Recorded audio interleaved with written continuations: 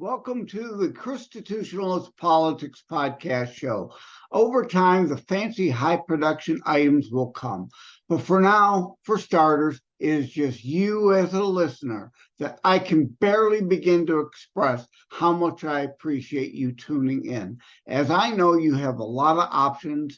As Listen Notes, the podcast platform reports, there are about 168.9 million plus available podcast show episodes you could choose from, and I appreciate you taking the time to listen to me.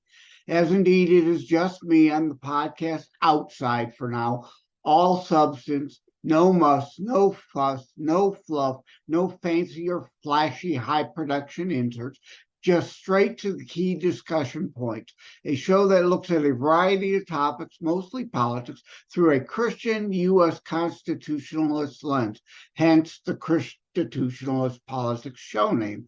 I am your host, Joseph M. Leonard, and last name is spelled L-E-N-A-R-D, author, co-host of Savage Unfiltered podcast, and for purposes of this show, most notably, blogger for thelibertybeacon.com, which most of the content for this show will be derived, food for thought you can then delve deeper into via my online articles and reach your own conclusion. And as Graham Norton would say, let's get on with the show!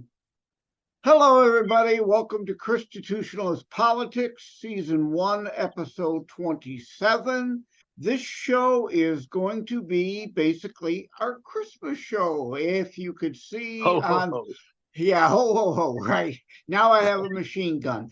But anyway, if you're watching on YouTube or Rumble, I forgot the other thing there, you can see my shirt is actually cooperating. Merry Christmas. I thought the green Mary and the Mass might get goofed up by the green screen in the background, but hey, it's showing, so yeah. Bonus. Looks good, Joe. Yeah, looks good, and you look good. Thank you. You do too, my friend. Season 1, Episode 27. This is planning on airing December 23rd, 2023, so right before Christmas. Yep, it's a Christmas episode. TheLibertyBeacon.com. Yes, there still will be a corresponding piece that drops Saturday, the 23rd of December. But yes, it too will just all be about Christmas, whereas this show, as most know already, is in conjunction with or corresponds my piece that drops every Saturday on TheLibertyBeacon.com. Please check the transcript, an older piece, The Politics of Potterville, since It's a Wonderful Life will have been playing on endless loop on most TV channels already for a month and a half by the time you see this.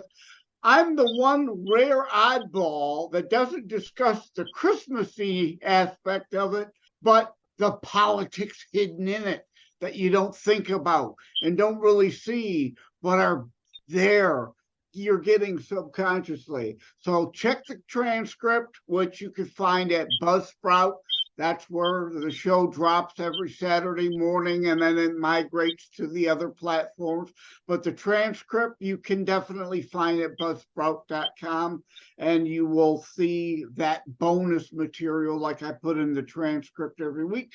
Now, without further ado, get into the Christmas, I guess. Joining me is my friend, Pastor Jeff Jones of God's Family Room, Taylor, Michigan. And welcome to the show, my friend Jeff. Joe, thank you so much for having me. You know, I didn't notice your ChristiTutionalist Politics behind you, and I love it. It's the first time I saw that word, and that describes me. Yes, I'm a ChristiTutionalist. Others are who I had in mind when I trademarked that term. That's nice. I feel like it's a calling. Conservative has become a pejorative in many senses, or it evokes an emotionally hysterical reaction in some. So I figured bring fellow Christians together, right? Yeah. Real Christians, not the fake Pelosi and Biden types. Yeah. I was born and raised Catholic. I don't, and I think right? I coined the term for Francis, the nincompoop. Have you heard me say that before? He's far more interested in communism than Catholicism. So that's a long twist of alliances through Moscow and the Vatican. That's for sure. Hope you don't mind my no shave November. Still working on it. So just getting a little growth. No, I did not fall on my face before I went into my office and I got a dirty floor. That's not what happened. So. We are recording in November before Thanksgiving even. Sorry about that. Although I do have my Christmas lights up and a neighbor down the street has theirs on already. So I said, hey, I'm not going to let them be the only ones. So I've got all my Christmas lights on already 6 weeks ahead. I normally wait till Thanksgiving, but you know what? I want to first ask you about, though, Halloween, because you did something so special at God's Family Room. I'd like you to tell this audience about that. A great, fun, different kind of thing to get people to the church. Yeah, I'm not a fan of Halloween. We leverage the time frame and it works out pretty good for the story that we do. We do a live outdoor drama of 13 events, and that number is specifically chosen. A dramatized version of the book of Revelation. And it takes about 50 to 60 people to pull this event off. There's 13 different stations along the way. That is a walkthrough drama. You can go to that. I think it's still that you can still go to it. It's rip.godsfamilyroom.com, and you can do a virtual tour still of that, or you can take a 13 segmented that's 13 1-minute segments kind of the event, questions and answers of what you're actually seeing a little bit. It's still under some development and we're still working on other distribution for it. But again, it video documented of walking through a live woods at night, reminding everybody that this is a live woods. There are things out of our control. We cut about 2,500 feet of trails through it. There's black widows and brown recluse and snakes and rodents and poison ivy. And so we warn everybody, please stay on the trails. You get off the trail, you're on your own. So that in itself makes people a little bit, and they'll say, you are kidding, aren't you? I said, no, that is the absolute truth. And all of a sudden, people are a little bit more apprehensive about walking through the woods at night.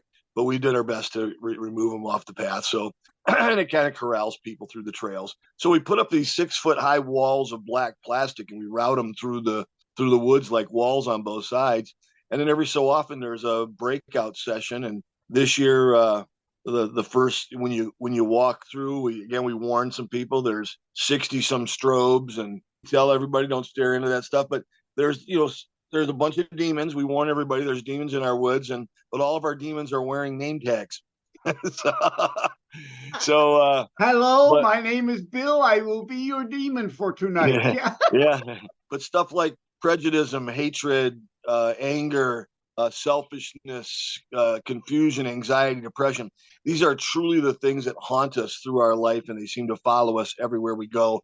So I warn everybody, be careful what follows you. So, and there's some that are live and some that are not. And so what we prep with this story, that could you imagine it being rush hour on maybe a Friday night, and you're driving by Metro Airport, and all of a sudden semi-truck drivers start vanishing and airplane pilots start vanishing, and cab drivers and high-low drivers, and all over the world this is going on. And could you imagine the mayhem that would follow an event like that? So even though the word rapture doesn't exist in a Bible, I guess an English version of the Bible, the Greek word rapteo does exist. In rapteo, it was translated caught up. It says we'll be caught up to meet the Lord in the air. And so I try to avoid theologies on all of it. A lot of people, a lot of different understandings of it. It's not a matter so much of if and when and how, but it just says we're going to be caught up, right? And so there's other things I can take people to, but could you imagine an event like that taking place? and all of a sudden planes crashing, semi trucks, bus drivers with kids on everything. Just, I mean, the outfall of something like that would be horrendous. That's kind of the preface for what you're about to experience as we walk them through 13 different events of the book of Revelation. It begins with, and I showed them my Bible. I'm sure I got one around here somewhere. I got a huge one right here, and I don't want to lift it up. I got a bad arm right now. Let's just say here's one of my Bibles. So that represents 7,000 years of history of humanity. Everything that's there has happened. It was prophesied to happen, and it did happen. And ain't no prayers going to change what's coming. God already said it. It's going to take place. That's all I got left. Listening on audio only, picture like 1/75th of the entire Bible there at the end. But almost the 13 almost could be also in a way the like 13 different layers of Dante's hell. A lot of people talk about that. I've had people walk through and use that same analogy.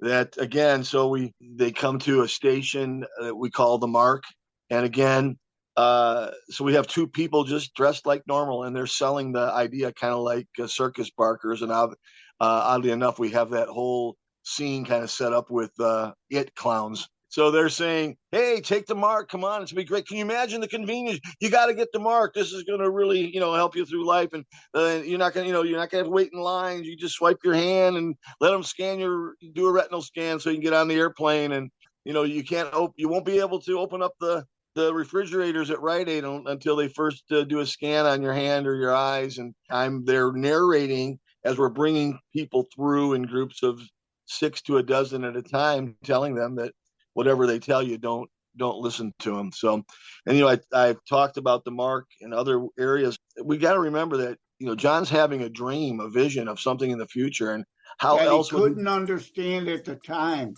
But no, how would wow, he describe does it make sense now?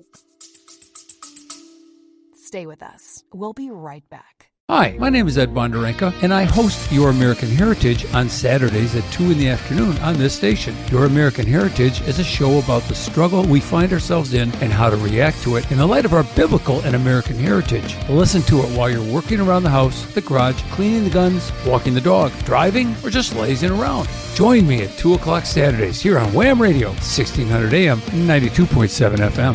God bless America.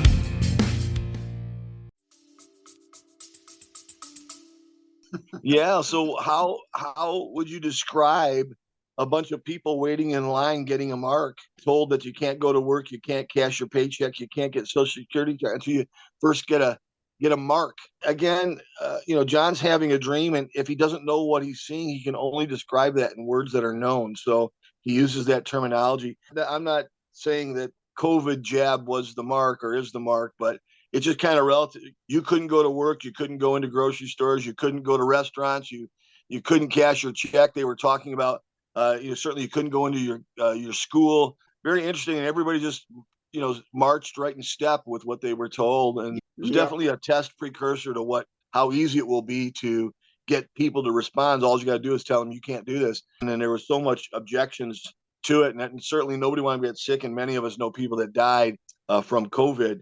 I know a couple. I got COVID several times. My family members got COVID. I've lost a couple friends to it. So it was a real thing. Unfortunate that it was man created and then inserted into our lifestyle. But anyways, so we go through the Mark, and the next thing they come to is a scene that looks like a living room, and someone's screaming as they try to get through traffic to get home, and all they find are empty clothes of their parents, and in a panic looking for comfort and can't find it. They move along, and someone comes up on like a broadcast, steps out in a suit and tie and tells everybody, we don't know what's happening. It could be an alien invasion.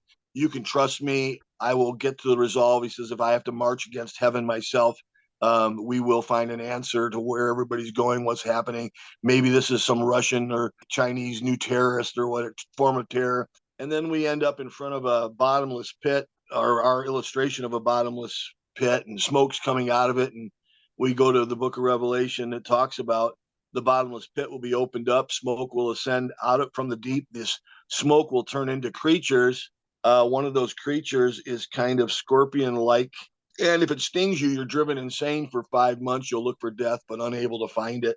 400 watts of power with some horrible sounds and flying over your head on wires are 6 and 7 foot scorpions waiting to sting you.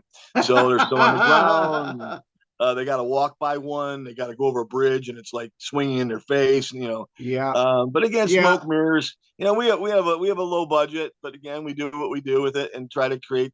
Full disclosure, Yeah. I wanted to, but I did not make it. So I will definitely put rip.godsfamilyroom.com in Yeah. the show notes for people Cool. to check out. And I don't Yeah. want you to give it all away. So let's just leave it there and Yeah. ask people go check. Now, do you have any, well, I don't want to say fun.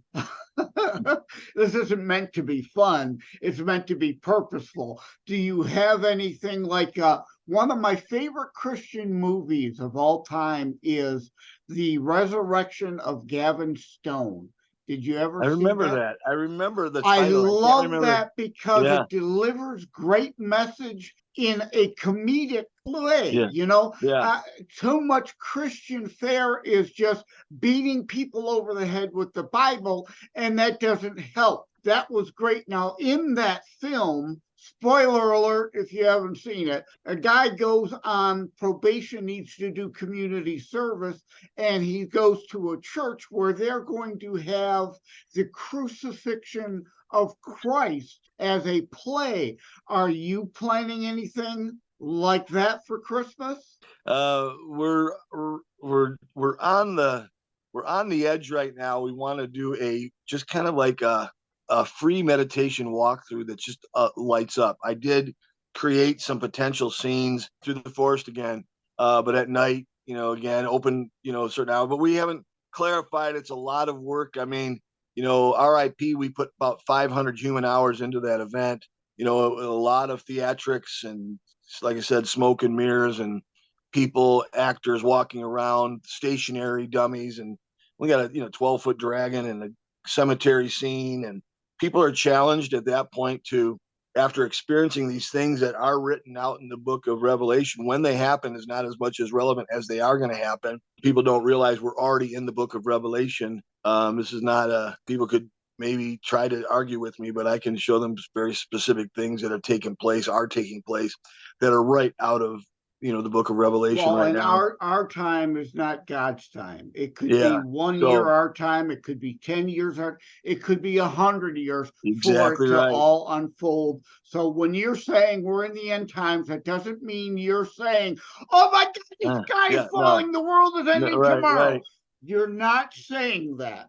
No one shall know the time or the place. Again, we just had a couple last few weeks. Every other Sunday is kind of a prophetic night. I do prophetic current events, and then it's followed up with some. Right now, we're going through the references of Edom and Idumea and Mount Seir as a illustration of America in the end days of prophecy. Noah was told the flood was coming, and then 8 days before it came, he said, "Get in the boat." Because things are happening, right? So we're told to watch is our scriptural reference that we use, that we got to watch, not in panic. We could watch in joy, or we could watch realizing the need for people to hear the truth. Hell is truth seen too late. And so, we've got to recognize the fact that God's working. He's got a plan. It doesn't mean that I won't go through turmoil in my life or whatever else there is out there, or how long, or how he does tell me the days will be shortened for the elect's sake. So a lot of things that we can talk about on that. But again, the whole event is recorded. Walk through it, enjoy it, share it with people. You get a clear presentation of the gospel, and you get challenged to accept Christ. And so I bet you, I don't know if it's ever been done anywhere else where people have used Halloween to share the gospel. And we leverage that time frame of ghosts and goblins and people waiting out in the cold and the rain, waiting to go into a haunted house. That was brilliant on your part. I love that you're doing that you did that. You'll hopefully maybe do it again next year if the world doesn't end tomorrow. Yeah. But I never thought about Revelation in this way until you just said that. My book, Terror Strikes, Coming Soon to a City Near You, is not fear porn, right? Revelation, there's a lot of stuff to be fearful of there, but it's not meant to be fear porn, but that these things will come to pass, and at least have some degree of understanding these things will happen, that you're not totally surprised by it all. Well, I think the key thing is that if he's showing it to us, he's telling us to prepare for it in some way, right? So there's nothing wrong with, keeping some extra water in your basement and a few extra rounds in your gun or whatever. But at the same time, I don't trust in who I am or what I can do. I'm trying to trust in the Lord. And then again, as that day comes upon me, the whole word revelation means to take the cover off. So let's show you what else that you've seen from Genesis to this point, and show you that it is relative of events that are going to happen. And when they start to happen, when rivers show up in the middle of deserts that weren't there, and when Israel starts plumbing into the side of a mountain called referencing Jehoshaphat's Valley for a day when they may have to get away and hide from things. And there's so much happening in Scripture and layers, like you'd said. There is the Old Testament believer waiting for the Messiah's coming. There is the New Day church trying to grasp this Messiah who came, and then yet there's the future church that's been so manipulated, hoard, and watered down that they don't know what's coming. They wouldn't know truth if it had a big sign on it flashing, "This is truth," or they would actually look for that rather than take the time to unlayer or uncover Scripture and start matching words and verses that says, wow, hey, what, like I always tell people, I said, there ain't no prayer's going to stop what's coming. Pray all you want, but this ain't a prayer that's going to be answered. So right. God is not going to change God's mind at this point. It's ordained, just like we discussed in the past. Pastor Rick on Wham, our friend Pastor Rick, discussing this whole anti-Semitism. The Jews killed Christ. Yeah, a few had blood on their hands, tried to get Pilate to be the one to do the dirty work. That doesn't mean Jews of today are responsible for it. It doesn't mean all Jews of that time were responsible for it. And none of them were really responsible because it was ordained to happen. It had to happen. They were all pawns in God's chess game. Yeah, so when God speaks prophetically, once he says something, he doesn't go back on his word. I mean, Moses tried to get him to change his mind. Abraham tried to get him to change his mind. Others have tried to get God to change his mind, and he even gave a couple opportunities. Man, he said, if you can find 8 righteous people in Sodom, I won't destroy it. But he couldn't find it. Oh, there were. That was not a changing of a mind. That was providing free will and an opportunity for the out. Yeah, he gave us the out. It wasn't there. So now you mentioned a few extra bullets for your gun, so I'm going to drop that my God and Guns article came out on thelibertybeacon.com on November the 11th, which is coincidentally right before kind of we're recording this. But that's, I think, enough fire and brimstone. Hopefully we've got some people left for some more lighthearted stuff. Die Hard is absolutely a Christmas movie because the writer says it is. But what are your thoughts on Die Hard as a Christmas movie? Well, I've tried to, and I've run this in review several different times. And, a lot of people will say that, that is their favorite Christmas movie. Obviously, Christ is left out of most of it, although Not entirely. No, not entirely. Like I said, I mean, the only thing is here's his ex-wife whose name is Holly. And that's one of the important Christmas clues. And Holly does read his Scripture during the movie, and I'm holding here, for those who could see, at J. Leonard Detroit YouTube and Rumble channel from Picture House, the 12 Reasons Why Die Hard is a Christmas Movie. I was on the Hodgepodge podcast, and we went down all 12. He even thought of one extra, Hans and the 12 Anti-Disciples, right? There's another connection to the 12 Days of Christmas, the 12 Apostles.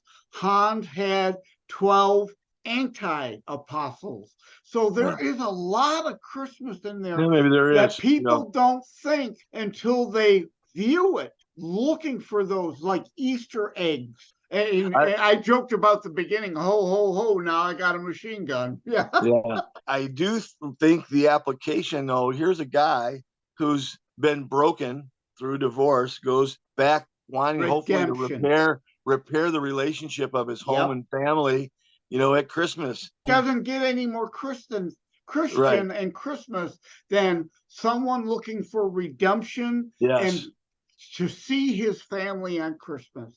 Yeah, so all that, and I'm sure, like I said, if you keep that in mind, then you could probably go scene by scene and start seeing the other applications, or even the music in the background, or a word that's placed, or a scripture that's written down on a wall, or there's a lot of little tidbits like that in a lot of different movies. Even in Hanukkah, it's about taking back the temple from being defiled by the Greeks, and relighting some candles, and understanding that we're the light in a dark world, and if that candle's not lit, it only gets darker. And so that whole story, like you said, of redemption, and the Christmas miracle at the end, it is snowing in LA in the form of the papers. Yeah. That's snowfall. Yeah. And you don't necessarily think about that until you point out that's the writer's intent. That's the subconscious element. It's snowing in LA, a Christmas miracle. But anyway, let's talk the other one. Obviously, It's a Wonderful Life, that everybody's probably tired, seen another 1,000 times by the time this airs. And of course, that flopped at the box office. It is such a classic now. It's a Wonderful Life.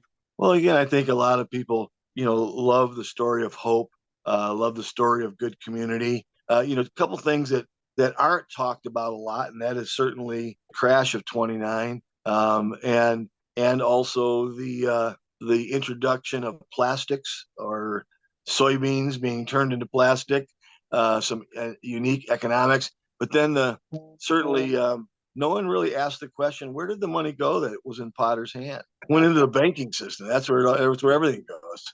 Yeah. Well, I'm going to wrap it up here. My article that dropped in, I think October, I dropped The Politics of Potterville. Because like you're alluding to, Potter, what indeed would have it been like, beyond what Clarence showed, George, if Potterville became the reality rather than Bedford Falls? And I discussed that Tyrant Potter being the tyrant over Potterville. That's why he hated George and wanted rid of George, is because he wanted to kill free markets.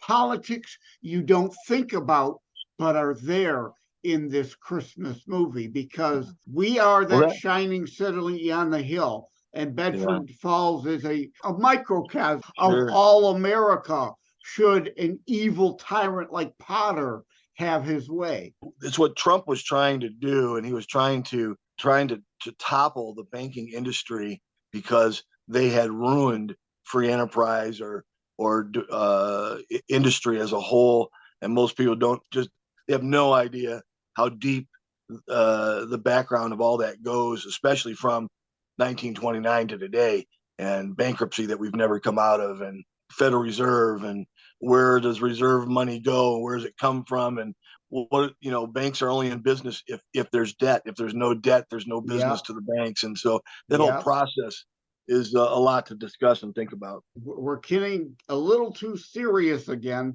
so we will call it quits. Thank you, my friend, Pastor Jeff Jones of God's Family Room in Taylor. tell us when your hours of service are. Sunday mornings at 10, I teach. You can catch me live at Jeff Jones on Facebook. I teach. Although there are a lot of different Jeff Jones on Facebook. Yeah, there is. You look for Mr. Blue Skies. If you look for Mr. Blue Skies, that'll help you get through all that. But or God's Family Room is where we're at on Facebook as well, which our 11 o'clock is our morning service. We have a 6 o'clock evening service. It does vary. Like we're doing this prophecy thing, till the end of the year on Sunday night. Got the hiccups. Yeah. And then Wednesday nights, my wife does an amazing job, Brenda Jones Live, as she talks about how we become better people. And so it stimulates me to messages and stimulates me in a lot of ways. I encourage you 7 o'clock on Wednesday nights. And I want to thank you on a personal note. Personally, thank you, my friend. You really are my friend. I'm not just saying that. And thank you to God's Family Room and your congregation. You all helped me when my granddam years ago died, and me being on Social Security disability was scrambling. A distant cousin gifted me a car, but I still had to come up with money to put an engine in it, and you all helped me with that to some degree. So, I really appreciate it. And it's part of this show, too, about charity. terrorstrikes.info/charity. I list a bunch of different charities about giving back, right? Yeah. We all have times of need. And while we may not feel great about taking help, we all sometimes may need it, whether it be financial or just figurative rather than literal, more mental than anything. Yeah. So giving back. So again, thanks for stopping by. Joe, I appreciate thanks it. for having me on. Always good to see you, buddy. Take care. Merry Christmas. Merry Christmas. Yeah. Oh my. How was I about to conclude the Christmas episode without saying Merry Christmas? All right. Love you, brother. Take care. Peace, God bless. You too. Take care. Thank you for having tuned into ChristiTutionalist Politics show. If you haven't already, please check out my primary internationally available book, Terror Strikes, coming soon to a city near you. Available anywhere books are sold, or autographed copies are available online direct from me via terrorstrikes.info/shop. And you can obviously learn more about the very non-traditional or fluffy style Christian book, but a Christian book nonetheless. Also, please tune in to Savage Unfiltered Podcast, of which I am a co-host, and be sure to check out more about today's discussion at thelibertybeacon.com, where my articles drop every Saturday. In addition to seeing the corresponding thelibertybeacon.com piece referenced in any episode of ChristiTutionalist Podcast, see to the show transcript on podcast platforms that provide access to it, like Buzzsprout, at tinyurl.com/ChristiTutionalist for additional bonus material there in the transcript. Thank you. Take care. God bless. Like and subscribe to ChristiTutionalist Politics Podcast and Savage Unfiltered. Maybe even go back a few years and dig up some old The Patriot angles. Share episodes. We need your help to grow the show. It is a myth that terrorism stopped during COVID. Unfortunately, mainstream media opted to prioritize pandemic hysteria over promoting all news. Terrorism continues. Simply hoping that it doesn't affect you is not a strategy. The new book, Terror Strikes, coming soon to a city near you, featured on The Author Show, is now available in paperback from bookstores, online, or as an ebook exclusively through Amazon Kindle. Terror Strikes, coming soon to a city near you by Joseph M. Leonard. Order today.